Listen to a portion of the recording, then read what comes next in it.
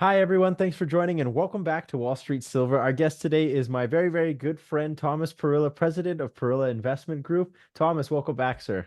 Hey, thanks for having me, Ivan. Yeah, it's always great having you come down to Wall Street Silver. Wanted to get you on to talk about all the craziness in the market, silver, gold, all the economic turmoil that's happening right now. First, though, let's start with precious metals. Where do you see gold and silver going right now, and what's on your mind? It's such an exciting time. Right now gold's at 24.92, so just a shade under 2,500. If you'd told somebody, not that many months ago when we were 1,800, hey, we'll be at 2,500, they've been jumping for joy. Oh yeah. But honestly, I think this is just the tip of the iceberg. I mean, we're just getting to the point now where the Fed's ready to finally pivot. And once they do, I think we're in the perfect scenario. Between now and January, I think precious metals are going to outperform the rest of the market by far. Silver will do better than gold, but both are going to do fantastic on the upside. I'm keeping my models the same. By January, I see gold at 3,100. I see silver at $41. A Wow. year later, though, I see January 2025, and then I see the following year gold at 5,000 and then silver at 100. So I don't think this is a one-hit wonder. I think we're going to have a really nice run here for the next 5, 6 months. We get into 2025. Same thing. We're going to be in a great environment. By the time you get to 2026 and valuations start getting up there, you see gold around 5,000, silver around 100. Then I think you got to reevaluate where you're at. But I think between now and then, it's just the absolute perfect environment. The 10-year bond now is down to 3.93, so they're bringing rates down. They're getting ready for the Fed to cut. The dollar's held up. The index is 102.880. That's the one that's going to crack. I would bet anything. You're going to see that dip below 100 as we head into the first rate cuts. And I still think by the time the Fed's done with this round of cuts, you're going to get that dollar down somewhere closer to 90. And that might be January, February, March of next year. But if you look out 3 to 5 years, I think that thing slowly trades down into the 70 range. And that tells you, even for the next 5 or 10 years, gold, silver, precious metals are going to be a great place to be. Yeah. I know with you, with your followers, I mean, you've brought a lot of people into the silver market and probably introduced a lot of people to it. It was new to them. People are going to be sending you thank you letters for 10 years because some of those people, you're going to save their lives, Yeah. literally. And in some cases, just their financial lives. But I was looking at this number on silver. In 2023, we had a 184-ounce shortage of silver. This year, they anticipate the number being 215 ounces. So that number's going up a lot every year. And demand's increasing, from all over the Is place. is that from a mining side? Like that's what the shortage would be? Yeah, that's it. So what's happening is demand's outstripping supply by that much. Wow. Now, in 2050, you got to look out 26 years. They anticipate by then solar panels all by themselves will eat up between 85 and 98% of current silver reserves. There's about $15 trillion worth of physical gold in the world sitting there costing money rather than being used. It's just absolutely insane. Monetary Metals is bringing gold back into the financial world, putting gold to productive use right now. The problem with gold, of course, in physical form is that it's heavy, it's cumbersome, it's not particularly easy to ship, and it costs money to store in a protected manner. This platform Monetary Metals created is a proven concept. All by itself. So that's not talking about any of the other silver, industrial needs for it, the military needs for it, nothing, just solar panels. Right now, the gold silver ratio is 88 to 1. And we've watched that kind of bounce around a little bit. So 88 ounces of silver gets you 1 ounce of gold. The modern era, the average for that is 60 to 1. So both are undervalued, gold and silver, but silver's the buy. We've had two other periods in history. Back in 2011, it fell to 30 to 1. And then all the way back in 1979, it fell to 20 to 1. So no matter how you slice it, 88 to 1 is just too high. At the very least, it should come back down into the 60 range. And I just saw a report come out here just, I think, a couple hours ago. Chinese silver imports have broken an all-time record this year. Wow. So you're getting demand coming from everywhere. I mean, of course, India, they love gold and silver there. They buy a lot of, physical silver. Yeah. But now it's seen to come out of China. So if you've got the Chinese and the Indians both buying a lot of silver, then you add in this silver, solar panel production that's coming online. you're going to have prices go higher, and prices go higher. That'll attract more miners into the industry, and it'll make some projects that right now aren't feasible. You know, maybe if you can't make money at a particular mine when silver's at 28, but it becomes very profitable when it's 40, that's what's going to happen. Prices are going to have to go up, and that'll fix the problem. Absolutely. Yeah, it's pretty interesting. I mean, I would say come September, I see no way the Fed can get around this. I think the Fed's going to have to do a 50 basis point cut right off the bat. But I don't Do think you it's think they'll leave it? Do you think they'll leave it after the elections? no. I think Really? no. I think it's much worse than they're telling everybody. Yeah, me This too. this meltdown in the commercial real estate market is just unbelievable, and how they're keeping it out of the mainstream news is staggering. Every major metropolitan area in the United States, even down in Texas, you look at places like Austin, which have been booming. I see one CRE default after another, and these are big. I mean, you're not talking, a million or 2 million. You're talking 150, 200 million. New York City has been absolutely decimated. And the problem you've got with a lot of these large cities, the office space, that was always kind of a guarantee. People went into the cities, they worked, you knew that was a moneymaker. But we might have a new normal where less people are going to be working in offices in cities. So you're going to have these prices be adjusted down. And in that case, you're going to see defaults. Most of these places, when they get below 65% occupancy, they start to bleed money and then they go into default quickly. Right. And even when you see it happening in the good markets, that tells you it's happening all over the country. And the regional banks, I know we've talked about this a lot. The regional banks have been stressed all the way to the max. And I just saw the other day, one of our regionals that I talked about that I knew was in trouble was Key Bank out of Ohio. Well, they just took a $2.8 billion investment from the Bank of Nova Scotia for 14.9% of the company. Wow. I don't care what anybody says. That's not a buyout. That's someone coming to save you. That's a white knight. Yeah. And that's going to happen with every regional. So either you're going to have a regional bank blow apart, or you're going to have company come in here with cash infusions for the whole group. So there's a list of probably 20 or 30 of them across the board, and they're all going to need cash infusions. And I think this is what the Fed is probably hoping happens. That it can happen in the private markets, where, like in this case, the Bank of Nova Scotia comes in. They'll do that. Now that will cover up some of the pain that's inside of the Key Bank right now on the commercial real estate. And that's the problem. They're sitting on massive losses on the commercial real estate on their portfolios. Now you couple that with the losses on their treasuries, and it's a 1-2 whack. Right. Now the treasuries finally are coming back around for them, and that's what they were hoping for. And that's why the Fed's trapped. The Fed has to cut rates, and then they need to continue cutting rates until they get this mess at least partially cleaned up. Do you But think, sorry to cut you off, Thomas, do you think that there's going to be an issue where we had the same thing repeat when COVID hit, where silver prices took a hit down to 17, $18, but then shot back right back up? Do you think as the stock market, as this next, event comes up, like, or a black swan event, or the commercial real estate market starts thinking, will silver and gold take a hit? that would certainly be a short-term concern. Right, short And term. because we've seen it happen before, so there's no reason it wouldn't happen again. In the past, when that happened, silver took a bigger hit than gold. But when guys are getting margin calls on the other parts of their portfolio, they've got to raise cash somewhere. Even profitable investments they've got to get rid of. So I would say, yeah, that's probably a risk. I think on the downside, gold and silver would perform much better, Right. and then it would spring back very quickly. So what I would do is, if that happens, whatever dry powder you've got, be ready to fire. And when it drops, go ahead and make a bigger purchase than you normally would. Otherwise, I would just stick to your plan. I mean, if you think about a guy for the last 10 years that's been buying systematically gold and silver every month physically, does he really care all that much? No, he doesn't care about the news or anything, because if you don't really care about the price of silver or gold, and you're just buying off fundamentals, you'll do fine in 10, 20, 30, 40 years. Yeah. And think about it, even the guy, if you go back, say, 30 years ago, the guy who was the most unluckiest guy in the world, he bought gold on the highest point of the day 30 years ago.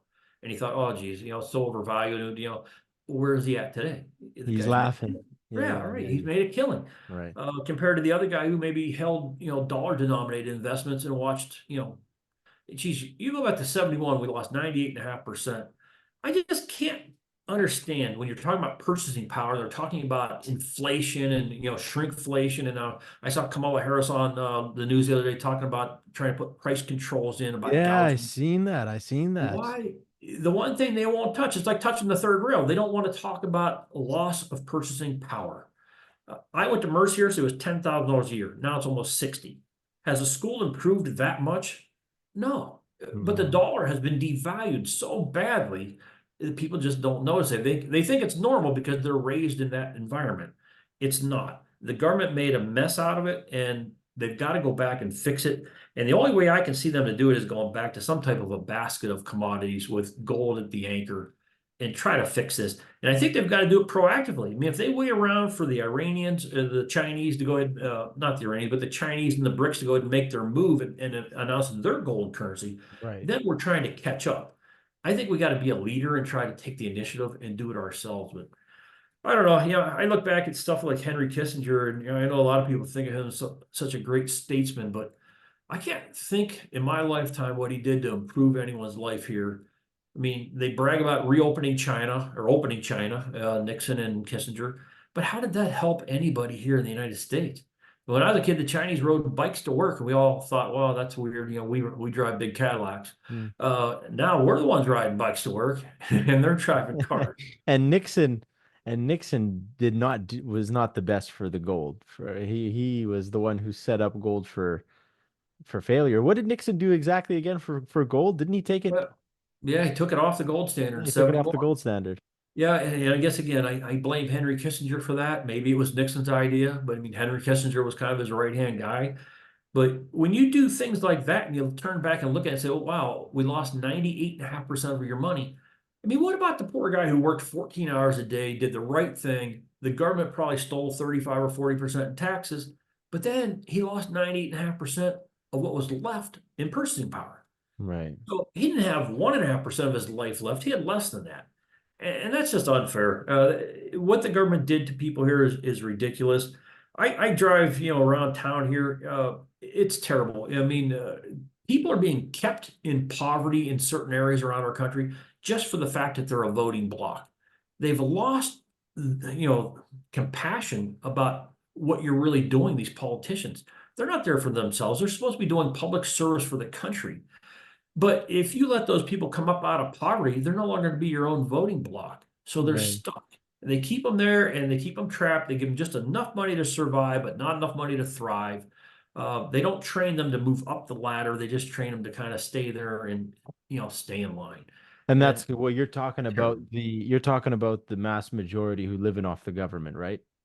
Terrible. Yeah. In Erie, Pennsylvania, a town of 100,000 people, this is kind of a microcosm of the United States. I saw the other day, the average annual income here is $25,000 a year. Now, back in the day when I was a broker, I probably managed, I bet you 80% of the high net worth people in this region. So I know how much money those guys made. They made millions. So that tells you how much of this population is making zero. Yeah. If it comes down Lots, all the way down lots. to 25,000 a person, a lot of the people in this city are not making a penny. Right. They're living off of government benefits or insurance or Yeah. something. And that's a horrible way to run a country. I mean, the whole idea is upward mobility, the American dream. If you work 16 hours a day, maybe your life will be tough, but your kid's life is going to be better. And now I think we finally reached the point where the next generation's coming up and saying, wow, life isn't going to be better this time. And hopefully that wakes people up. I think what you've done with your followers, I think is tremendous because you're teaching self-responsibility. And that's the key. And that's one of the things I talk to the Mercier's kids a lot about, walk out of here and be a strong, independent, educated person. You know, I just talked to one of my friends. She got her MBA done. She's 25 years old. She worked full time at UPMC Hospital as an accountant during that period of time and got her MBA. And I told her, I said, the day you got that MBA, from this point forward, no one will ever have a financial boot on your throat for the rest of your life. Right. And that's the thing. People are going to have to take things into their own hands. And I would say down in the places you'd call your lower income places, in some cities you'd say your ghettos, there's only one way out, and it's education. Look at what India has done to their country in 1 or 2 generations. I mean, when I was a kid, we were raising money to help them because they were starving. They were having famines. Yeah. Now Now they're running they're they're running half the world. yeah. look at the S&P 500. How many Indians are, CEOs of, major Fortune 500 countries? Lots, lots. They're running the world. And they did that through education. And I think that's the thing that's going to have to be stressed here. We've got to get back to the building blocks where play comes second, work comes first, and then Yeah. you build from there. But you're doing it with your listeners. I mean, the people that are doing this on a monthly basis, they're adding to their precious metals, they're adding to their investments, they're being systematic about it. They're taking their lives into their own hands. And at that point, then you just say, geez, I hope nothing goes wrong. But if it does, you're prepared. I'm just worried about the mass majority of people who, live in paycheck to paycheck, don't have no silver, no gold. They don't understand what's happening to their, because a lot of people, Thomas, is just like the one thing they understand is groceries and prices are getting more expensive. But that Yeah. after that, it's just like they don't know it's the government. They think government prints money. The level of complacency, that's the part I would worry most about the stock market about. Overall, our life here in the United States, the level of complacency is just way too high. There too much greed, not enough fear. And that's a real dangerous situation to be in. So that's the part that would concern me, but I'm sticking to my strategy. I mean, Yeah. I've got the goofiest 90-10 barbell, 90%, physical gold, silver, platinum, and then 10%. I do like to buy the exploration miners. Right. I'll tell you what, that's like, if you're here in Erie, the birds come back at a certain time of the year after the snow melts. Yeah. And exploration miners, same thing. You can almost circle the calendar to July 1st and say, okay, go buy the exploration miners. Because in the off season, they raise cash. The stocks usually do badly because they're being diluted. And then you hit drill season, all of a sudden it's a whole different game. But yeah, that's a part I think I enjoy that more than anything else. I'm going to try to get up to Canada, hopefully in late September when most of the drill results are done, so I can see some of the things myself. But I'm going to take one trip all the way up into the Golden Triangle so I can see all of them. But Yeah. I There's think it's a nothing fun there's time of the nothing year. better there's nothing better than having your physical stack and then having some silver in the ground. Uh, That's you that's know? the thing, if you can do both, do both. If you can't, then just keep your own stack. Yeah. And most people are perfectly safe keeping it in their own hands. Buy yourself a safe for your house. You don't have to tell all your neighbors you have it, but you have it. If you really have to, go bury it in your backyard. But it'll be there. It's not gonna disappear. But I would do that. I think from a market point of view, we're set up absolutely perfectly. If I was a precious metals trader right now, I'd be as confident as I have been in 30 years. Yeah, just It's add the more to your positions. it's the perfect environment. Rates are going to be coming down. When that happens, you're going to see the dollar go down, and then when that happens, you're going to see gold and silver go up. So I think we're in a perfect situation right now. People should just get invested, stay invested, Yeah. and don't day trade if you can help it. Just keep adding to your positions. Absolutely. Well, Thomas, it's such a huge pleasure having you come down to Wall Street Silver, and I'd love to have you back on as a regular guest. Hopefully every couple of weeks, just to get your opinion and your valued opinion on the market because it's greatly appreciated here.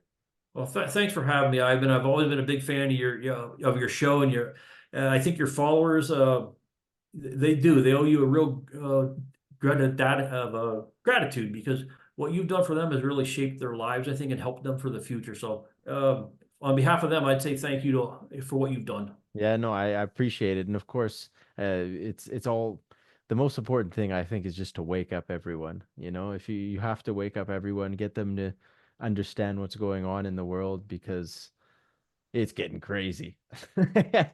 You're doing it the right way, Yeah. brick by brick. Brick by brick. Awesome, Thomas. It's such a huge pleasure, and of course, I'll put your social media in the link below so everyone can connect with you. And Great. love to talk to you soon. Great. Thanks, Ivan. Talk to you soon.